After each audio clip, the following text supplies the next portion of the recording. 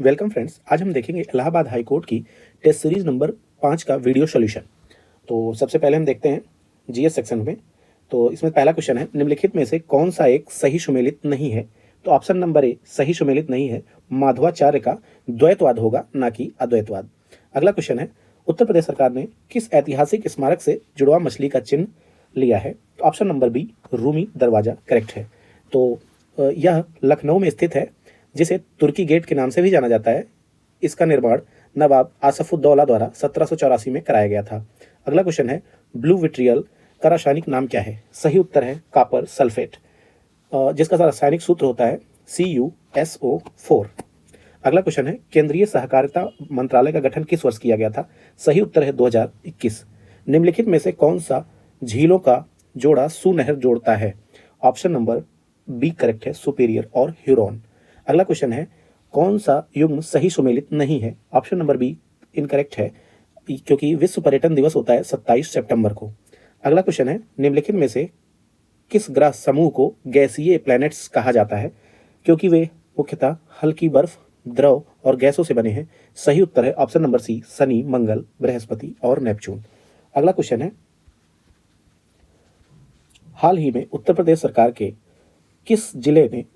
किस जिले के प्रसिद्ध सांची क्राफ्ट को जीआई टैग मिला है? तो सही उत्तर है मथुरा। सांची पेपर कटिंग की कृत मथुरा के स्वर्गीय चैनसुख दास वर्मा के हाथों बनाई गई थी। अगला क्वेश्चन है, एक वयस्क मानव शरीर का तात्विक संयोजन द्रव्यमान के अनुसार किस प्रकार होता है? सही उत्तर है ऑप्शन नंबर बी। अगर हम बात करें ऑक्सीजन की तो 65%, कार्बन की बात करें तो 18%, हाइड्रोजन की बात करें तो 9.5%, और अगर नाइट्रोजन की बात करें तो 3.2%, और अगर फास्फोरस को भी देख लें तो 1.2%। अगला क्वेश्चन है, निम्नलिखित जिलों में से कौन से जिले राष्ट्रीय राजधानी क्षेत्र से में सम्मिलित हैं? तो ऑप्शन नंबर डी करेक्ट है, कि चारों सम्मिलित हैं। अगर हम बात करें तो और जिलों की, तो इसमें शामिल है मेरठ हो गया, गाजियाबाद हो गया, और गौतम बुद्ध नगर और मुजफ्फरनगर। अगला क्वेश्चन हम देखें, इनमें से किस से पयोली एक्सप्रेस के नाम से जाना जाता है? निम्नलिखित में किसे पयोली एक्सप्रेस के नाम से जाना जाता है? सही उत्तर है ऑप्शन सी, पीटी ऊषा। अगर हम बात करें हिमा दास की, तो इन्हें ढींग एक्सप्रेस के नाम से जाना जाता है। अगला क्वेश्चन है, निम्नलिखित राज्यों में से किसकी सबसे छोटी तटरेखा है? तो ऑप्शन नंबर सी की बात करें तो इसकी सबसे छोटी रेखा है निम्नलिखित में से। वैसे सबसे छोटी रेखा है गोवा की, ओवरऑल अगर हम बात करें राज्यों में तो। और अगर हम बात करें महाराष्ट्र की तटरेखा है कितनी, तो 652 किलोमीटर है। अगर हम बात करें तमिलनाडु की तो 906.9, गुजरात की बात करें तो 1214.7, और अगर आंध्र प्रदेश की बात करें तो 973.7। अगला क्वेश्चन है, निम्नलिखित में से कौन 16वें वित्त आयोग के अध्यक्ष हैं? सही उत्तर है अरविंद पनगड़िया। अगर हम बात करें 15वें वित्त आयोग के अध्यक्ष की तो एनके सिंह साहब थे, और अगर हम फर्स्ट वित्त आयोग के अध्यक्ष की बात करें तो केसी नियोगी थे। अगला क्वेश्चन है, हाल ही में हॉकी इंडिया अवार्ड्स में major Dhyanchand lifetime award 2023 achievement award से किसे सम्मानित किया गया? सही उत्तर है option number A, Ashok Kumar. अगला क्वेश्चन है, निम्नलिखित में से कौन सा भारत में विद्युत का सबसे बड़ा स्रोत है? सही उत्तर है ऑप्शन नंबर सी, ताप विद्युत संयंत्र। अगर हम बात करें इससे कितना परसेंट विद्युत उत्पादन होता है, तो 65%, और अगर हम बात करें पन बिजली संयंत्र से तो 22%, और अगर नाभिकीय बिजली संयंत्र से तो 3%। अगला क्वेश्चन है, स्टेलेक्टाइट और स्टेलेमाइट किसकी विशेषताएं हैं? तो ऑप्शन नंबर सी, काष्ठ स्थलाकृत की। और अगला क्वेश्चन है, बाहरी आभूषण शरीर के किस अंग में पहना जाता है? सही उत्तर है नाक में। अगला क्वेश्चन है, national highway authority of India NHAI ने एक वाहन एक फास्टैग नियम कब से लागू किया? सही उत्तर है ऑप्शन नंबर डी, 1 अप्रैल 2024। अगला क्वेश्चन है, हाल ही में प्रकाशित द आइडिया ऑफ डेमोक्रेसी नामक पुस्तक किसने लिखी? सही उत्तर है ऑप्शन डी, सैम पित्रोदा। अगला क्वेश्चन है, संविधान सभा द्वारा संविधान के निर्माण के लिए बनाई गई समितियों में कौन सा एक सही सुमेलित नहीं है? तो ऑप्शन नंबर डी सही सुमेलित नहीं है, क्योंकि संघ शक्ति समिति के अध्यक्ष थे श्री जवाहरलाल नेहरू जी, यानी कि ऑप्शन नंबर डी इनकरेक्ट है। तो अगला क्वेश्चन है, रामनाथ गोयनका पुरस्कार किस क्षेत्र में प्रदान किया जाता है? सही उत्तर है पत्रकारिता के फील्ड में, यानी ऑप्शन नंबर डी करेक्ट है। ऑप्शन नंबर डी करेक्ट है। अगला क्वेश्चन है, निम्नलिखित में कौन सी झील आंध्र प्रदेश और तमिलनाडु की सीमा पे है? सही उत्तर है पुलिकट झील। अगर हम बात करते हैं लोकटक, तो मणिपुर, डल श्रीनगर जम्मू कश्मीर, और सांभर झील की बात करें तो राजस्थान में स्थित है। निम्नलिखित में से कौन सही सुमेलित नहीं है? तो गारो खासी जयंतिया मेघालय में है, सही है। अरुणाचल में मिसमी, ये भी सही है। तमिलनाडु में टोडा जनजाति, सही है। तो सेंटलीज की बात करें तो ये अंडमान निकोबार में है, अंडमान और निकोबार में यह है। तो यानी कि अगर हम देखें तो ऑप्शन नंबर ए करेक्ट है। 1 2 3 सही है, 4 गलत है। अगला क्वेश्चन है, हाल ही में खुबानी खिलना महोत्सव 2024 कहाँ आयोजित हुआ? सही उत्तर है ऑप्शन नंबर ए लद्दाख में। अगला क्वेश्चन है, निम्नलिखित मेमोरी की को उनकी गति के अनुसार तेज से धीरे क्रम में लगाएं। तो अगर हम बात करें तो सबसे पहले हो जाएगा आपका रजिस्टर, उसके बाद कैशे रैम, उसके बाद एसएसडी, और उसके बाद एसएसडी, उसके बाद एचएसडी। तो अगर हम देखें तो ऑप्शन नंबर डी हमारा करेक्ट आंसर हो जाएगा। इस तरीके से हमारा जीएस सेक्शन कवर होता है। अब हम हिंदी सेक्शन को देखते हैं। पहला क्वेश्चन है, सूची 1 का सूची 2 से सुमेलित कीजिए। तो दिया है अग्रस्वर, तो अग्रस्वर होगा ई, और अगर हम देखें मध्य स्वर तो हो जाएगा आ, और संवृत स्वर की बात करें तो हो जाएगा ऊ, और विवृत स्वर की बात करें तो ए। तो इस तरह से हम देखें तो ऑप्शन नंबर हमारा बी करेक्ट हो जाएगा। ऑप्शन नंबर बी हमारा करेक्ट आंसर हो जाएगा। अगला क्वेश्चन है, आयोग वाह वर्णों की संख्या कितनी है? सही उत्तर है ऑप्शन नंबर बी 2। स्वर एंड व्यंजन के गुणों को जो संयुक्त रूप से रखते हैं उन्हें आयोगवाह कहते हैं। अगला क्वेश्चन है, सूची 1 का सूची 2 से मिलान करना है इसमें भी। तो इसमें हो जाएगा जंगम का स्थावर, और अगर हम बात करें गौरव की तो लाघव विलोम शब्द दिए गए हैं। चित्ररंजन की बात करें तो नश्वर, और गरल की बात करें तो सुधा, यानी कि ऑप्शन नंबर ए करेक्ट हो जाएगा। अगला क्वेश्चन है, लेखक में कौन सा प्रत्यय लगा हुआ है? तो अक प्रत्यय लेखक में होता है। अगला क्वेश्चन है, सूची 1 का सूची 2 से मिलान करें। आँख का तारा यानी कि बहुत प्यारा होना, पानी पानी होना यानी कि बहुत लज्जित होना, अछूत होना, बेदाग होना, अंक भरना, गले लगाना। तो ऑप्शन नंबर ए करेक्ट हो जाएगा। अगला क्वेश्चन है, प्रेरणार्थक आग लगने पर कुआं खोदना लोकोक्ति का अर्थ है। तो इसका अर्थ होता है विपत्ति आ जाने पर उसका निराकरण करना। अगला क्वेश्चन है,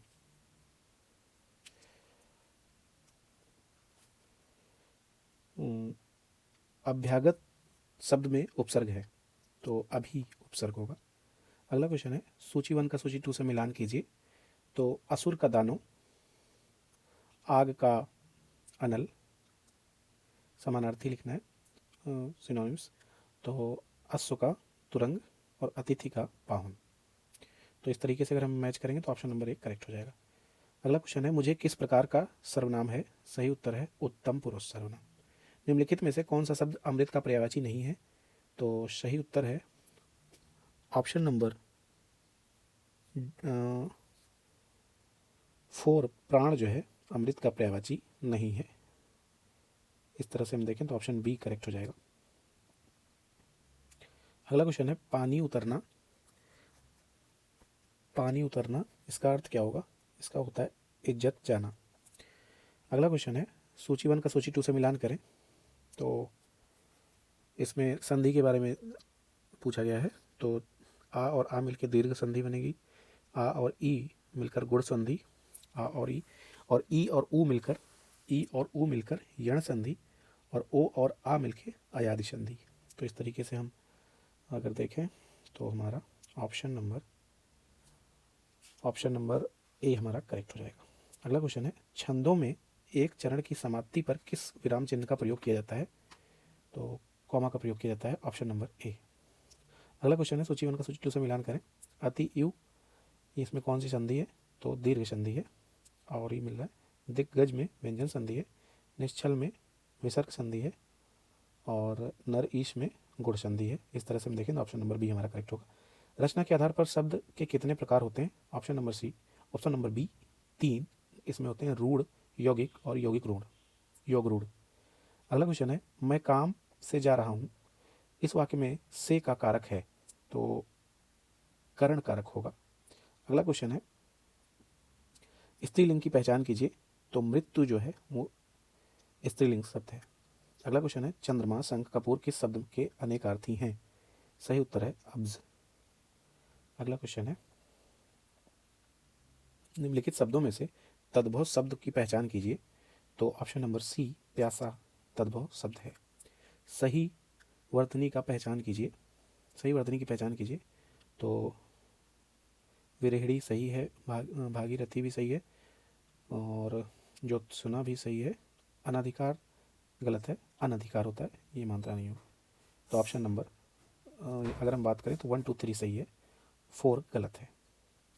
अगला क्वेश्चन है इनमें से कौन सा वाक्य संयुक्त वाक्य है, तो ऑप्शन नंबर डी लड़का आया किंतु वह रुका नहीं, यह संयुक्त वाक्य है। निम्नलिखित में से कौन सा सही सुमेलित नहीं है, तो अगर हम बात करें तो वीणा महादेवी वर्मा यह सही सुमेलित नहीं है, बाकी सारे सही सुमेलित हैं।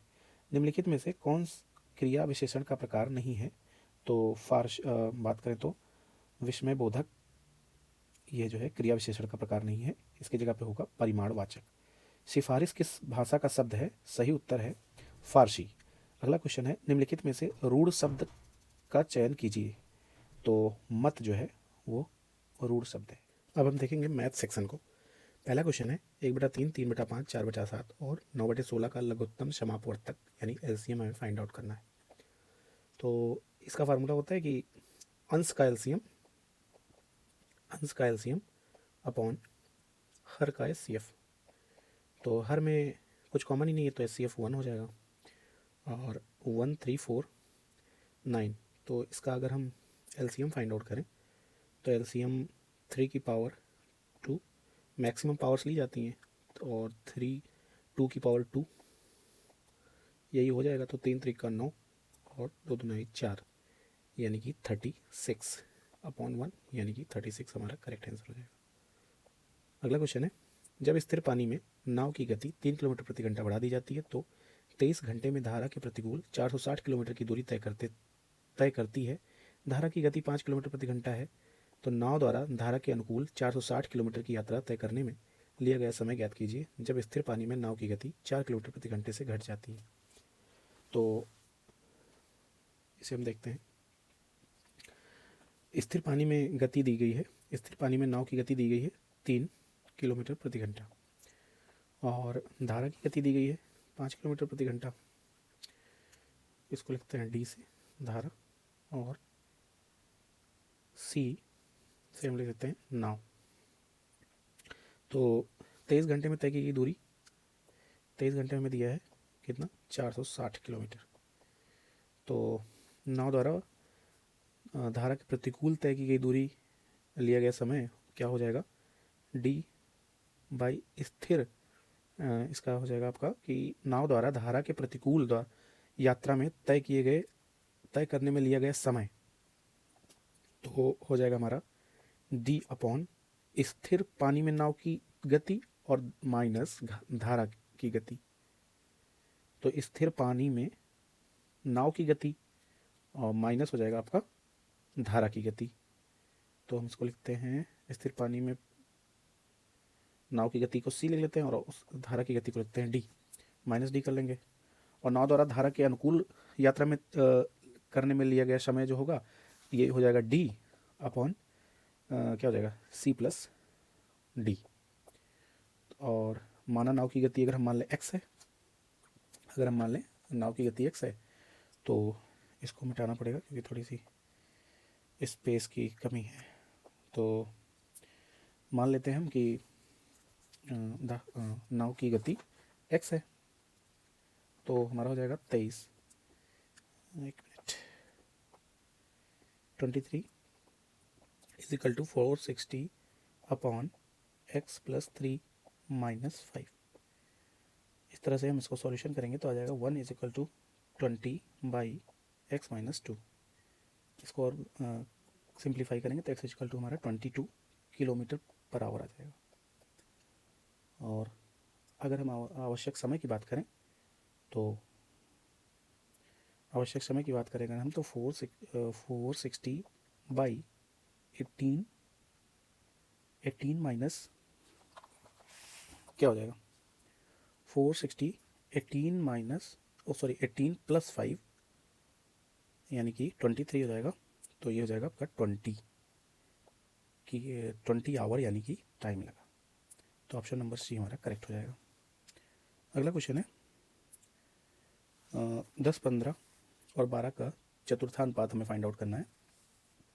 तो बहुत ईजी है। इसका फार्मूला होता है जैसे ए बी सी हम इसको मान लें तो ये हो जाता है आपका 20 इंटू सी अपॉन ए। कुछ नहीं करना, जैसे रख दीजिए फार्मूले में 10 इंटू 12 अपॉन 15।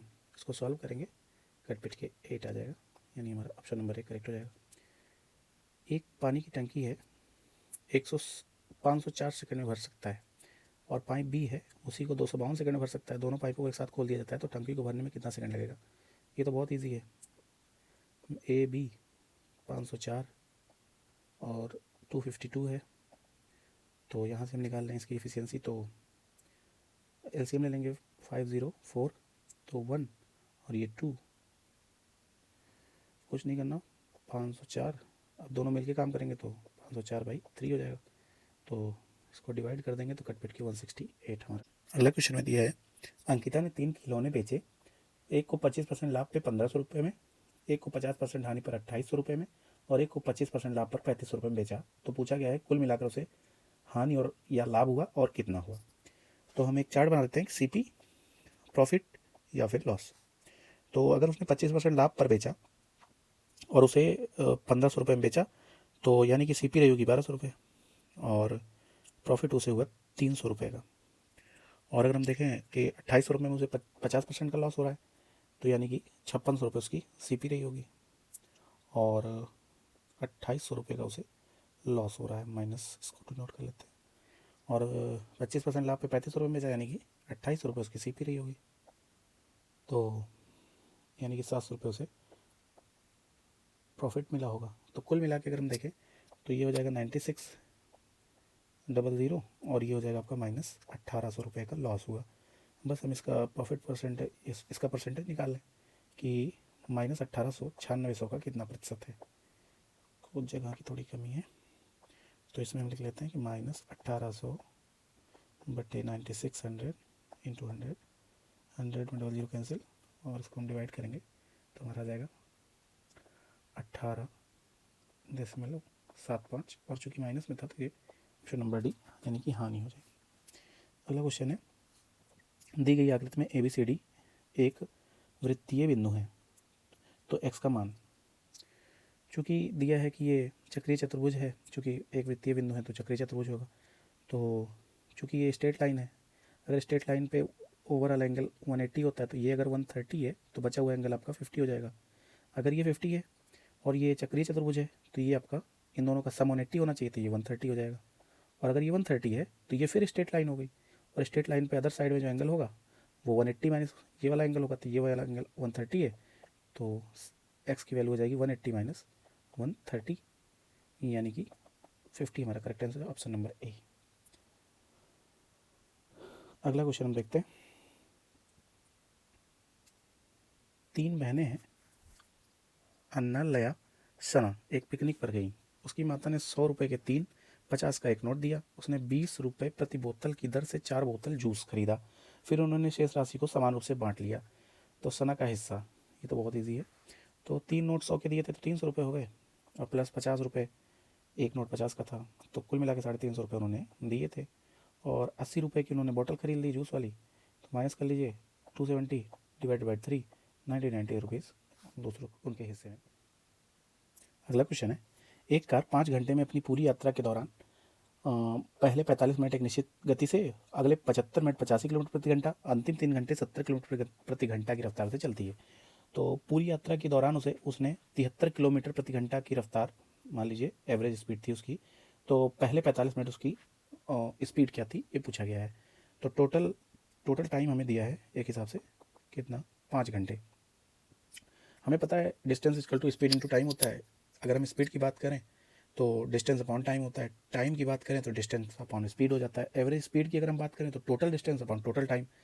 अगर हम इस हिसाब से देखें कि उसने 75 मिनट में कितनी दूरी तय की होगी, तो 75 मिनट को हम घंटे में बदल लेते हैं, बटे 60 is equal two into 85 kilometre प्रति घंटे की रफ्तार से वो चल रहा था। तो इस तरह से हम देखें तो हो जाएगा आपका 15 चौके 60, 15 पचे 75, इनको मल्टीप्लाई कर देंगे 425 डिवाइडेड बाई 4, तो ये 106 पॉइंट समथिंग आएगा। देखते हैं, हो सकता है इसी पे आंसर आ जाए। तो अगला डिस्टेंस हमारी हो जाएगी, क्या चला था, 3 घंटे चला था वो 70 की स्पीड, तो कितनी डिस्टेंस कवर कर लेगा, 210 किलोमीटर प्रति 210 किलोमीटर। तो एवरेज स्पीड हमें दी थी 73 की, और हम टोटल डिस्टेंस हमारी हो गई, अगर हम इन दोनों को जोड़ दें 106 और 210, तो यानी कि, और एक्स हम मान लेते हैं कि जो शुरू में स्पीड डिस्टेंस तय की गई होगी, तो 316 x plus 316 divided by 5, total 5 घंटे में कवर की गई थी। तो इसको हम इधर 5 से मल्टीप्लाई कर देंगे, तो ये 7 पचे 35 और 15, यानी 365 माइनस 316, यहाँ से हमारा एक्स इक्वल टू आ जाएगा आपका 49। एक्स की डिस्टेंस 49 हो गई, और रिमेनिंग टाइम की अगर हम बात करें तो 45 मिनट है। तो हम इसकी स्पीड अगर निकालें कि डिस्टेंस 49 है और इसे हमें 45 मिनट में चलना है, इसको हम घंटे में आवर में चेंज कर लेंगे, तो 15 से 45, 15 चौके 60, और तो ये लगभग आ जाएगा आपका 65 पॉइंट समथिंग, यानी कि हमारा ऑप्शन नंबर ए हमारा करेक्ट हो जाएगा। अगला क्वेश्चन है, 1 से 20 तक संख्याकित 20 टिकटों की अच्छी तरह से मिलाया जाता है, फिर उनमें से एक यादृच्छिक रूप से एक टिकट निकाला जाता है। प्रायिकता ज्ञात कीजिए कि निकाले गए टिकट की संख्या 3 या 7 के गुणज में हो। तो प्रायिकता इक्वल टू होता है number of favourable outcome upon number of outcomes. तो फेवरेबल आउटकम्स हमारे क्या हो जाएंगे, 3 हो जाएगा, 3, 6, 7, 9, 12, 14, 15, 18, इसको हम काउंट कर लेंगे, टोटल हो जाएगा 8, और टोटल हमारे नंबर ऑफ आउटकम्स 20 हैं, इनको डिवाइड कर देंगे तो आपका आ जाएगा 2/5। ऑप्शन नंबर सी करेक्ट हो जाएगा। तो अगला क्वेश्चन है, एक कंटेनर में 3 तरल रखे गए हैं, 100 लीटर मिश्रण है, ए की मात्रा बी की मात्रा का अनुपात 4:3 है, बी की मात्रा सी की मात्रा का अनुपात 1:1 है। इस मिश्रण में कुल मात्रा में ए और सी की मिश्रित किया जाता है। मिश्रण में अनुपात ए बी सी 2:1:2 है, 2:1:2 है, हो जाता है। प्रारंभिक मिश्रण में ए सी की द्वारा मिलाई गई मात्रा का योग क्या होगा। तो अगर हम इसको देखें तो इसमें दिया हुआ है कि कंटेनर ए में ए बी सी की मात्रा की अगर हम देखें तो ए अनुपाते बी अनुपाते सी अगर हम देखें तो 4:3:3 है। और अगर ए सी की कुछ मात्रा मिलाने के बाद अनुपात, तो दिया है हमें 2:1:2 हो जाता है। कंटेनर में तरल की प्रारंभिक मात्रा अगर हम देखें तो क्या हो जाएगा, ए इक्वल टू प्रारंभिक मात्रा देखें 4/10, टोटल इनको सम कर लेंगे, 4/10 इंटू 100, टोटल 100 लीटर था, यानी कि 40 लीटर। और बी की मात्रा देख लें, अगर बी की मात्रा अगर देखें तो 3 इंटू 10/30 यानी 30 हो जाएगा टोटल। सी की अगर देखें तो इसका भी 30 हो जाएगा। मान लीजिए कंटेनर एक के एक्स लीटर को और सी के वाई लीटर को मिलाया जाता है, तो यानी कि यहाँ पे जगह नहीं है, इसको डिलीट कर लेते हैं, इसको हटा देते हैं, तो ये आपका हो जाएगा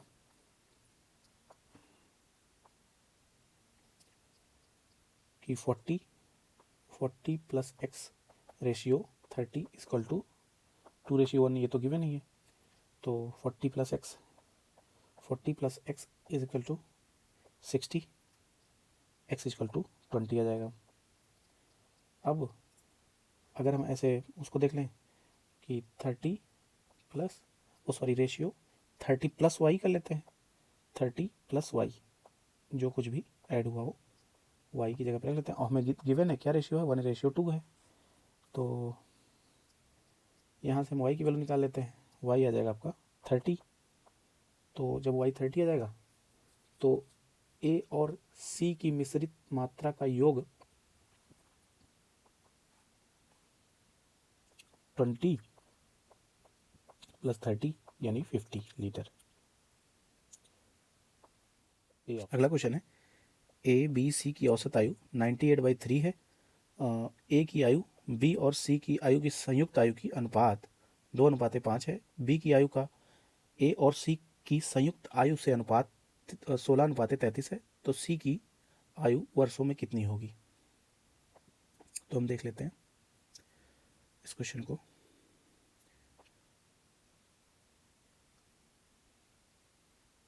अगर हम देखें एवरेज एज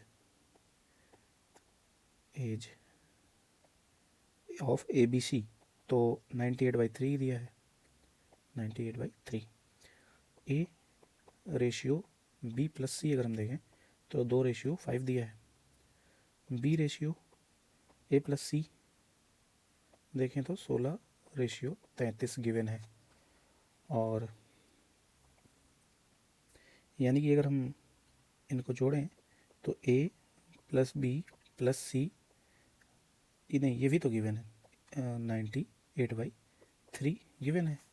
यहाँ से अगर हम देखें तो ए प्लस बी प्लस सी हमारा निकल आएगा, ए प्लस बी प्लस सी निकल आएगा हमारा 98, क्योंकि ये 3 से 3 कैंसिल हो जाएगा। तो यानी ए प्लस बी प्लस सी का सम जो होगा वो 98 होगा। अब इसको हम मिटा लेते हैं।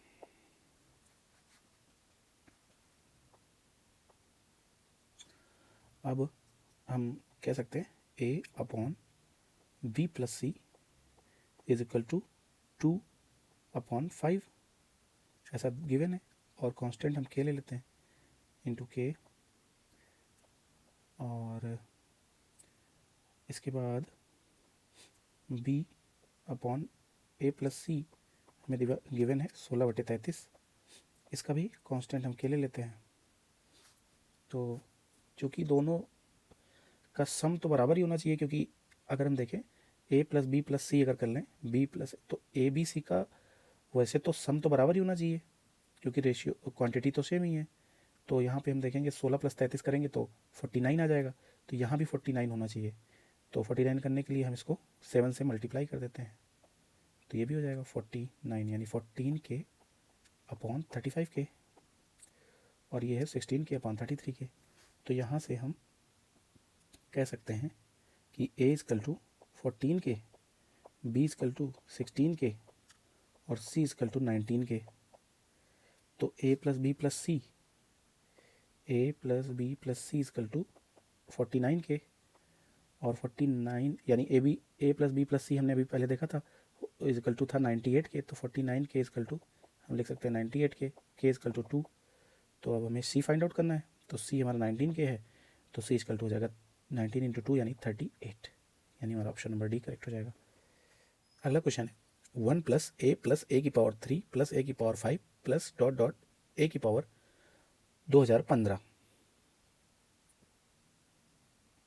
तो एक फार्मूला होता है जब n एक विषम पूर्णांक हो तब 1 से n तक विषम पूर्णांकों का कुल संख्या होती है n + 1/2। और जब एक व्यंजन xa को, किसी व्यंजन xa को जब हम a-1 से डिवाइड करते हैं तो उसका शेषफल जो होता है, यानी कि उसका रिमाइंडर जो होता है वो आता है x1। तो इस तरह से हम देखें, अगर व्यंजन, इसको पूरा हम व्यंजन मान लें और इसको हम a-1 से विभाजित कर दें तो शेषफल होगा x1 = 1 + 1 + 1 + 1³ + 1/2015, यहाँ से अगर हम देखें तो x1 is equal to 1 plus 2016 divided by 2। यहाँ से अगर हम x1 is equal to 1 plus 1008 यानी कि शेषफल हो जाएगा हमारा 1008, सॉरी 1009, यानी ऑप्शन नंबर बी हमारा करेक्ट है। अगला क्वेश्चन है 24,000 पर 12% वार्षिक ब्याज की दर से 1.5 वर्षों के लिए अर्धवार्षिक चक्रवृद्धि ब्याज ज्ञात कीजिए, दशमलव स्थानों तक पूर्णकृत हो। तो चूँकि ये आप फार्मूले से भी कर सकते हैं, जैसे सी आई के लिए हम देखते हैं कि क्या होता है, ए माइनस पी। तो ए मतलब मिश्रधन और पी मतलब प्रिंसिपल। अर्धवार्षिक कह रहा है तो 12% को आप डिवाइड कर लीजिएगा 2 से, यहाँ से आ जाएगा 6%, और उसके बाद वही फार्मूला लग जाएगा अपना। फार्मूला मैं लिख दे रहा हूँ, इसको आप कर लीजिएगा। A is equal to P1 plus R by 100 की पावर T। इसी फार्मूले पर रख के आप इसे कर लीजिएगा। इसका आंसर मैं बता दे रहा हूँ, इसका आंसर आएगा ऑप्शन नंबर बी, यानी 45,84 रुपये। 4584 रुपये। अगला क्वेश्चन है, एक 18 मीटर लंबी सीढ़ी दीवार से 30 डिग्री का कोण बनाते हुए दीवार से टिकी है। धरातल से उस बिंदु से ऊंचाई क्या है जहां सीढ़ी दीवार पर स्पर्श करती है। तो कुछ करना ही नहीं है इसमें। ये हो गया 30 डिग्री यहाँ से एंगल बना रही है, ये 18 मीटर दिया है, तो कुछ नहीं, साइन लगा देते हैं। तो एंगल सी की वैल्यू अगर हमें फाइंड आउट करनी है तो सी की वैल्यू आ जाएगी आपकी 60, क्योंकि ये 90 होगा ही, ये 30 गिवन है, ये 60 हो जाएगा। तो यहाँ पे साइन 60 लग जाएगा। Sine 60 is equal to A B by A C. तो साइन 60 की value √3/2 is equal to A B by 18। A B equal to आ जाएगा आपका घूम फिर के 9√3, यानी ऑप्शन नंबर बी हमारा करेक्ट हो जाएगा। अगला क्वेश्चन है 5 की पावर 8 इंटू 3 की पावर 7। इसमें 4 पे पावर का जो यूनिट डिजिट होता है रिपीट होने लगता है, सबको पता है। वैसे भी 5 का 5 ही रहेगा, तो 5 इंटू 3 की पावर 4 तक का हटा दीजिए, यानी 3 की पावर 3 पे जो आएगा वही 3 की पावर 7 पे भी यूनिट डिजिट आएगा। तो 3 की पावर 3 कर लीजिए, 3 इंटू 3 इंटू 3, 3 3 का 9 27, यानी 7 आएगा। यहाँ पे 7 करेंगे, 7 5 इन दोनों को मल्टीप्लाई करेंगे तो 7 5 35, यानी 5 आ जाएगा, यानी ऑप्शन नंबर सी हमारा करेक्ट हो जाएगा। अगला क्वेश्चन है, नंदिनी अपनी 10% हानि पर बेचती है कोई वस्तु, लेकिन बेईमानी से उसे 20% वजन कम तौलती है, तो उसका लाभ या हानि ज्ञात कीजिए। तो चूँकि वो 10% का हानि का दावा कर रही है, तो यानी कि 100 रुपये की मान लीजिए कोई चीज़ है और उसे वो 90 रुपये में बेच रही है, 90 रुपये में बेच रही है, लेकिन वो दे रही है 80 रुपये की क्वांटिटी ही, 80 रुपये की ही क्वांटिटी वो दे रही है वापस हमें। तो तब भी वो प्रॉफिट कितना ले रही है, क्योंकि वो 100 रुपये का सामान 90 में दे रही है, लेकिन वो तौलते समय 80 रुपये का ही सामान एक्चुअली में दे रही है। तो 80 रुपये का सामान वो 90 रुपये में बेच रही है, ऐसा अगर देखा जाए तो ये करेक्ट होगा। तो यानी कि 10 रुपये का प्रॉफिट हो रहा है उसे, किस पे, 80 रुपये पे, इंटू 100, यानी 12.5% का लाभ हो रहा है उसे। अगला क्वेश्चन है कि एक्स वाई क्रमशः 12, 13 और सेंटीमीटर त्रिज्या वाले वृत्त केंद्र हैं। एक्स वाई 29 सेंटीमीटर है, जेड आर त्रिज्या वाले वृत्त का केंद्र है जो वृत्तों को बाह्य रूप से छूता है। दिया गया है कि एक्स जेड वाई 90 डिग्री है, तो आर का मान ज्ञात कीजिए। तो चूँकि जेड एक्स वाई को बाह्य रूप से छूता है, तो x z is equal to 12 plus R हो जाएगा, और y z is equal to 13 plus R हो जाएगा। तो दिया गया है कि एक्स जेड वाई जो है ये गिवन है 90 डिग्री है, इसलिए ये समकोण होगा। तो पाइथागोरस प्रमेय लग जाएगी हमारी, x z square plus y z square plus is equal to हो जाएगा आपका, सॉरी इज इक्वल टू हो जाएगा एक्स वाई स्क्वायर के। तो यहाँ से हम देखेंगे 12 प्लस आर का whole square plus 13 plus R का whole square is equal to 29 का स्क्वायर। तो चूँकि एक ट्रिपलेट होती है 20 ट्रिपलेट आपकी होती है 20, 21, 29। तो यही सेट कर लेते हैं। तो यहाँ पे देखेंगे कि 12 में 8 जोड़ दें, 13 में 8 जोड़ दें तो 21 हो जाएगा, 20 21 29 सेट हो जा रहा है, यानी कि आर की वैल्यू हम निकाल लेंगे 8, यानी ऑप्शन नंबर डी हमारा करेक्ट हो जाएगा। ऑप्शन नंबर डी हमारा करेक्ट हो गया। अगला क्वेश्चन है, कौन सा नंबर क्वेश्चन था ये? 68, 69 हम देखते हैं। 69, एक्स की पावर 3 और अब plus 3/x is equal to 4a plus B का whole cube, sorry a cube plus b cube and 3x 1/x cube is equal to 4a cube minus b cube हो तो a की power 2 minus b की power 2 यानी a square minus b square का मान ज्ञात कीजिए। तो हम देखते हैं इसको कि x की power 3 plus 3/x is equal to 4, इसको और बड़ा कर लेते हैं, 4a cube plus b cube 3x plus 1/x cube is equal to 4a cube minus b cube. यहाँ एक्चुअली वेरिएबल 3 वेरिएबल हैं और 2 इक्वेशन हैं, तो हम यहाँ पे x इज इक्वल टू 1 मान लेते हैं। तो 1 इज इक्वल टू हो जाएगा आपका a cube plus b cube is equal equation number 1 हो जाएगा ये, और एक 1 इज इक्वल टू हो जाएगा आपका a cube minus b cube, equation number 2 हो जाएगा।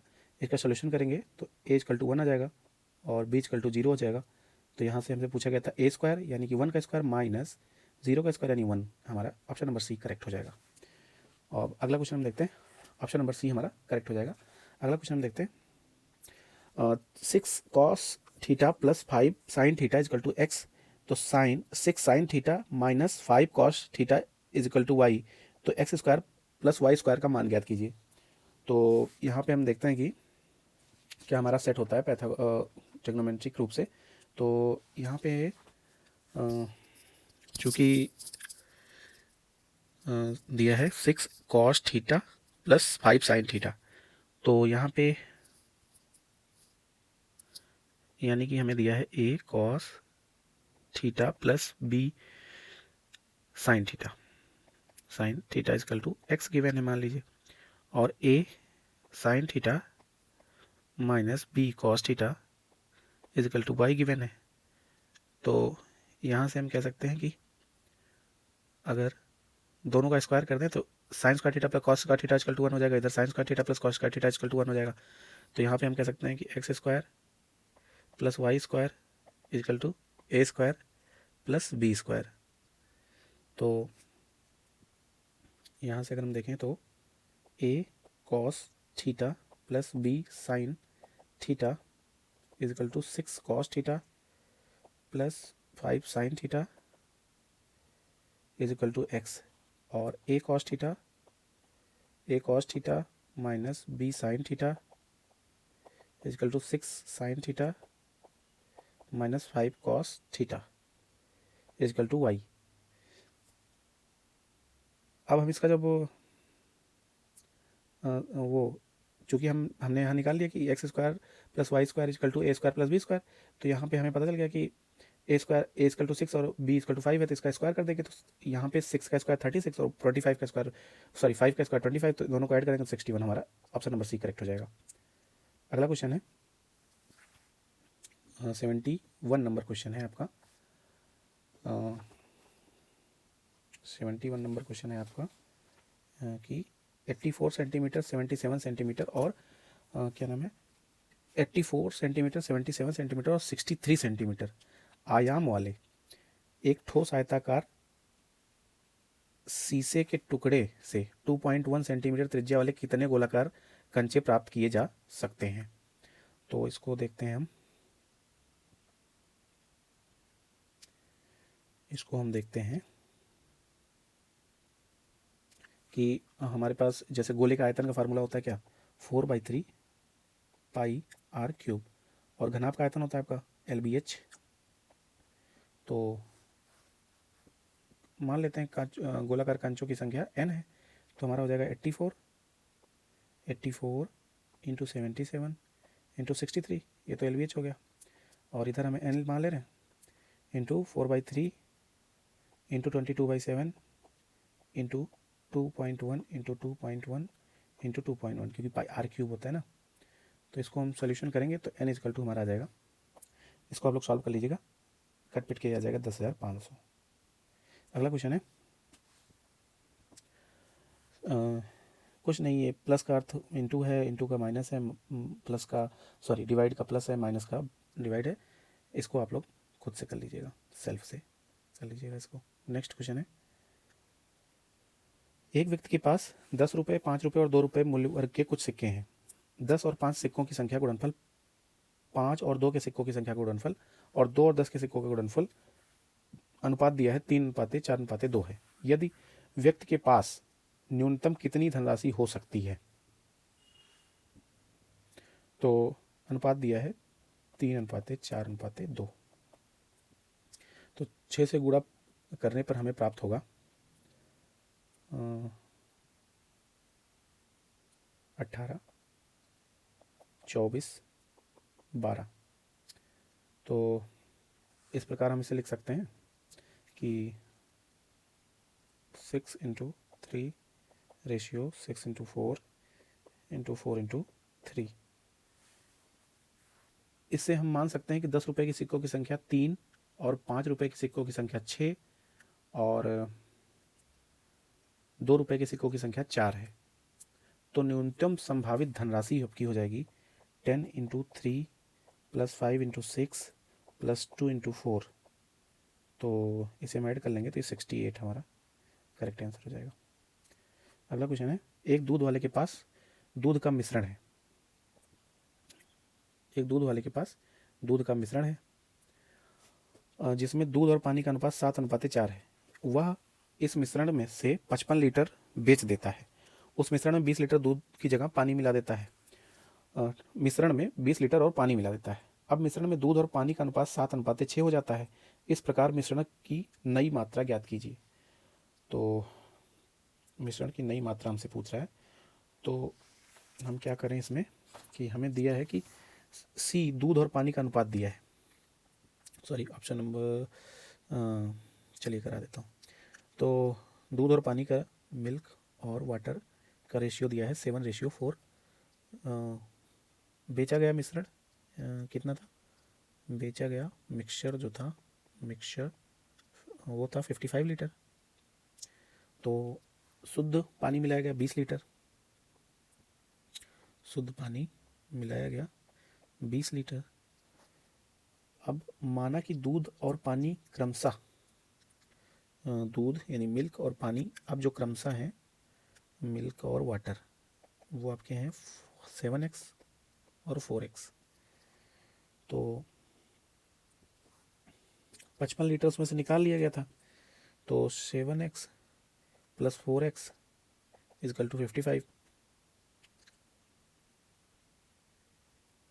नहीं, मतलब बेचा गया मिश्रण हमने लिख लिया था और माना कि दूध और पानी का क्रमशः 7:4x हो जाता है।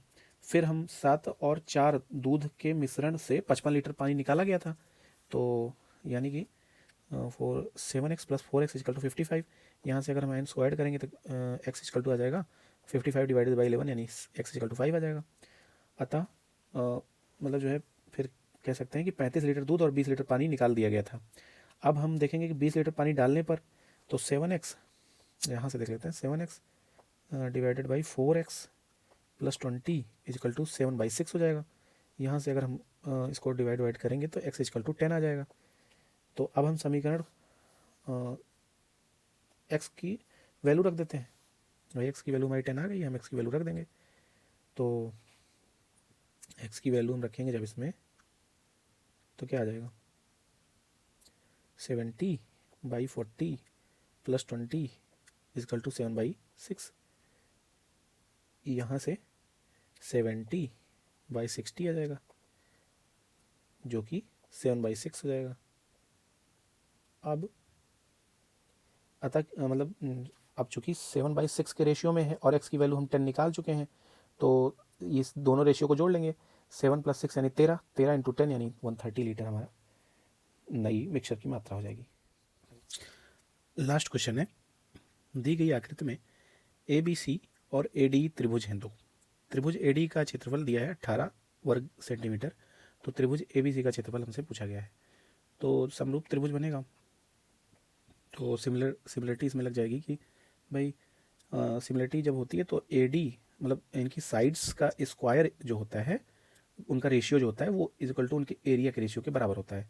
तो हमें साइड दी है AD की साइड का स्क्वायर हम कर लेते हैं, AD की साइड का स्क्वायर, और ये ओवरऑल साइड का स्क्वायर यानी कि AB का square equal to area of AD हो जाएगा। ट्रायंगल ADE का एरिया अपॉन ट्रायंगल ABC का एरिया। तो यहाँ से हम देखेंगे कि 3 का स्क्वायर अपॉन B यानी कि ये टोटल लेंथ हो जाएगी ना, 3 + 2 यानी 5 का स्क्वायर इज इक्वल टू दोनों का एरिया जो भी है, तो ये हो जाएगा आपका, चूँकि ये हो जाएगा 9/25। तो चूँकि 9 हमारे हिसाब से आना चाहिए था, लेकिन दिया है कितना 18, तो 2 टाइम्स है, तो इसको भी 2 टाइम्स कर लेंगे, तो ये 50 हमारा करेक्ट आंसर हो जाएगा। अब हम देखेंगे इंग्लिश सेक्शन को। पहला क्वेश्चन है सिनोनिम्स मैच करना है। स्वीट डिश का डिज़र्ट, एफिलेटेड का एसोसिएट, और क्लियर का एक्सप्लिसिट, और प्रोग्रेस का एडवांस। तो इस तरह से हम देखेंगे तो ऑप्शन नंबर ए हमारा करेक्ट हो जाएगा। अगला क्वेश्चन क्लोज टेस्ट का है, तो एक बार हम इसको रीड कर लेते हैं। Human activities are changing earth's natural greenhouse, burning fossil fuels like coal and oil puts carbon dioxide into our atmosphere. NASA has increased in the amount of carbon dioxide and some other greenhouse gases in atmosphere. Too much of these greenhouse gases can Earth's atmosphere to trap more and more heat. These causes Earth to warm up. तो एक बार हमने इसे read कर लिया। अब हम देखते हैं कि कौन सा ऑप्शन इसका करेक्ट होगा। तो अगर हम बात करते हैं कि ग्रीन हाउस यूज़ हुआ है कि human activities are changing earth natural greenhouse, इसके बाद इफेक्ट, अफेक्ट या फिर आस्पेक्ट या इम्पैक्ट। तो सबसे पहले हम देखते हैं कि अगर नॉर्मली हम इफेक्ट फॉर्मली यूज़ किया जाता है नाउन के रूप में, जिसका अर्थ होता है रिजल्ट, और अफेक्ट की बात करें तो अफेक्ट जो है फॉर्मली वर्ब के रूप में यूज़ किया जाता है। चूँकि यहाँ पे अगर हम कॉम्बिनेशन देखें तो यहाँ पे नाउन की डिमांड है सेंटेंस की, तो ये जनरली वर्ब के रूप में यूज़ किया जाता है, जिसका अर्थ होता है प्रभावित करना। और आस्पेक्ट की बात करें तो ये भी वर्ब की तरह यूज़ किया जाता है, जिसका किसी सिचुएशन या आइडिया या प्रॉब्लम के विशेष भाग की बात की जाती है। और ये भी वर्ब की तरह यूज़ किया जाता है इम्पैक्ट या फिर किसी व्यक्ति या वस्तु पर पावरफुल इफेक्ट को ही मतलब इम्पैक्ट कहते हैं। तो इस तरह से देखें तो ऑप्शन नंबर ए हमारा इफेक्ट सही हो जाएगा, क्योंकि जो कि नाउन भी है उस तरीके से देखें कि यहाँ पे हमें नाउन ही फिल करना है, तो इफेक्ट हमारा करेक्ट आंसर हो जाएगा। अगला क्वेश्चन है select the most appropriate option of the fill in the blanks, option number 2। तो ऑप्शन नंबर 2 पे fill burning fossil fuels like coal and oil puts, तो यहाँ पे हमें भरना है। तो ऑप्शन हमारे पास है मच, मोर, मेनी, मोस्ट। तो मोर का यूज़ किसी चीज़ के लिए किसी चीज़ के औसत और पहले से अधिक हो जाने की स्थिति में इंडिकेट करने के लिए नाउन के पहले किया जाता है। तो इस हिसाब से हम देखें तो मोर हमारा करेक्ट आंसर हो जाएगा। अगला क्वेश्चन है कि carbon dioxide into our atmosphere NASA has, इसके बाद क्या फिल किया जाएगा, नासा हैज़। तो चूँकि हैज़ लग गया है तो इसके बाद कोई भी वर्ब आएगी तो वो थर्ड फॉर्म में ही होगी, और संयोगस इसमें एक ही ऑप्शन डी ही थर्ड फॉर्म में है। ऑब्जर्व्ड हमारा करेक्ट आंसर हो जाएगा।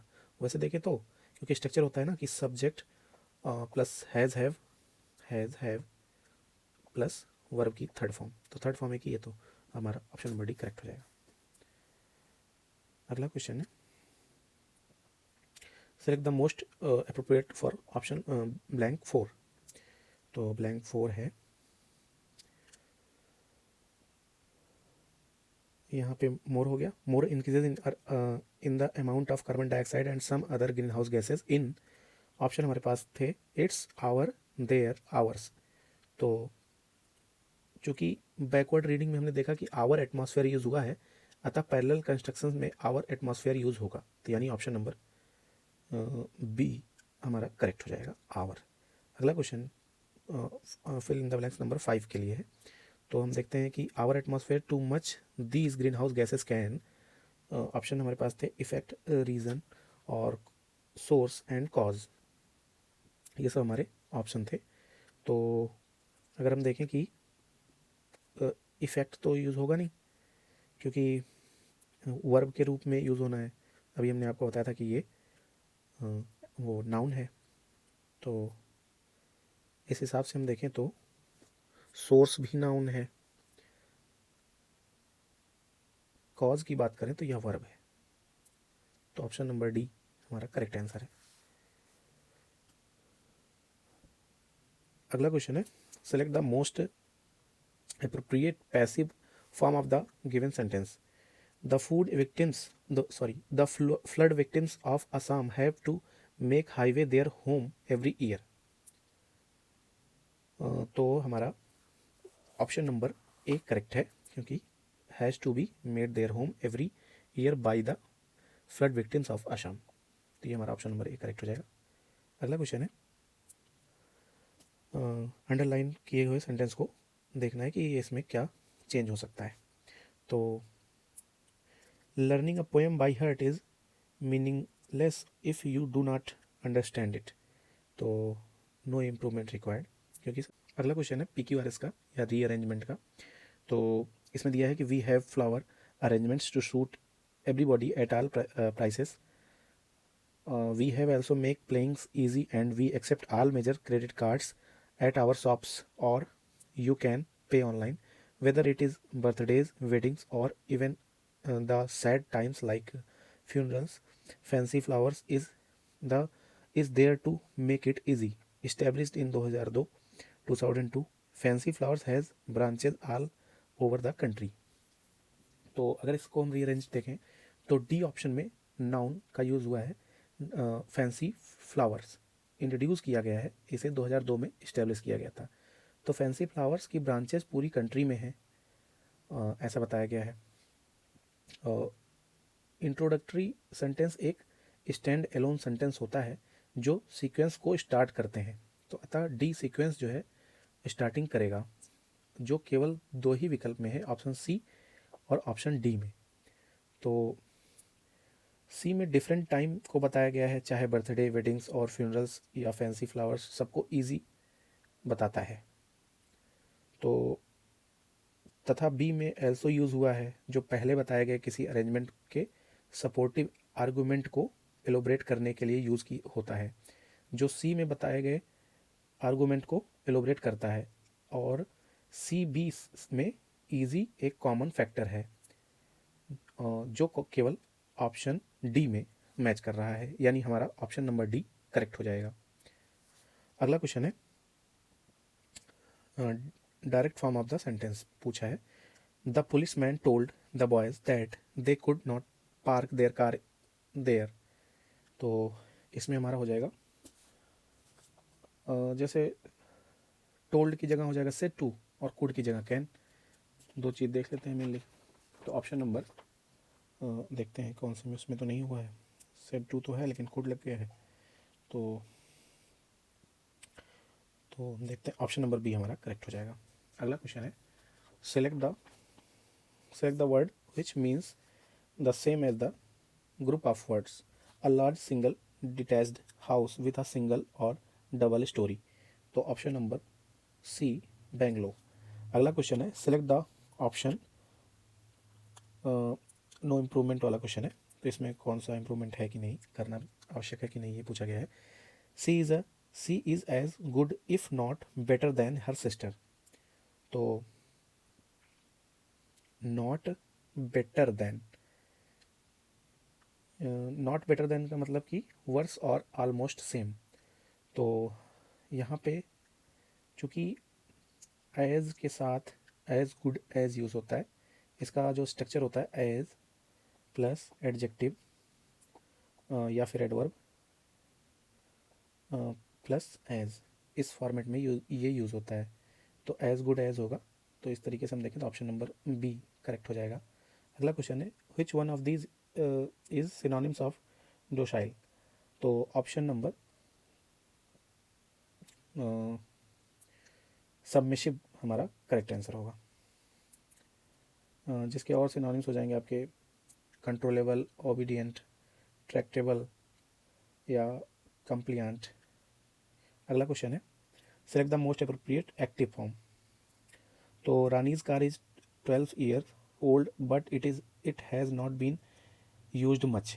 तो इसका हमें देखना है एक्टिव फॉर्म। तो इसका हो जाएगा Rani's car is 12 year old but she has not used it much.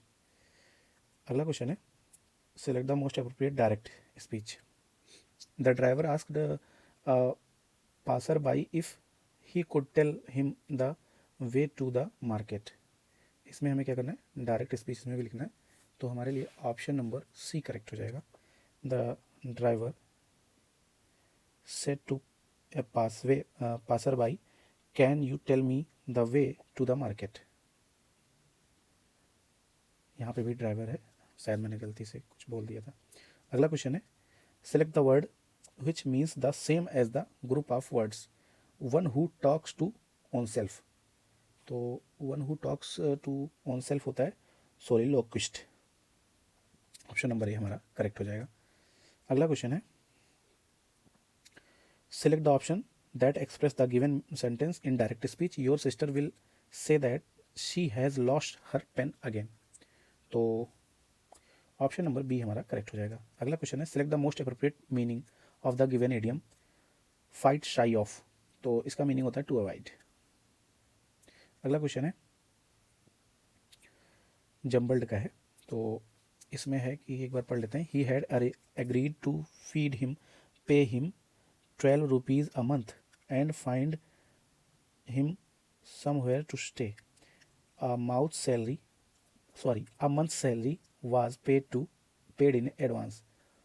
Fotik had learned to handle his job quite well in the last 5 days.